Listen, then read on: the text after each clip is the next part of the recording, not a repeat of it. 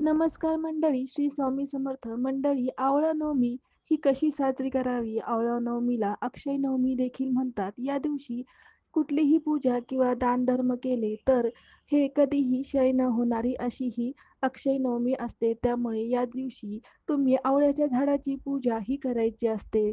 आणि आवळ्याच्या झाडाची पूजा ही 30 तारखेला करावी की 31 तारखेला करावी? कारण दोन्ही दिवशी आवळा नवमी आलेली आहे. तर 31 तारखेला काय करावे आणि 30 तारखेला काय करावे?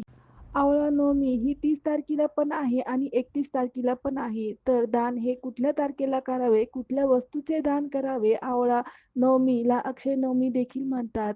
त्यासाठी तुम्ही या दिवशी नक्की दान करावे. आवळ्याच्या झाडाची पूजा ही कुठल्या दिवशी केल्यामुळे आपल्याला काय फळ मिळते हे देखील ह्या व्हिडिओमध्ये माहिती सांगितलेली आहे. आवळ्याचे झाड नसेल तर कुठल्या झाडाची पूजा करावी ही संपूर्ण माहिती चॅनलला अपलोड झालेली आहे. त्यासाठी खाली दिलेल्या त्रिकोणाला क्लिक करा. श्री स्वामी समर्थ.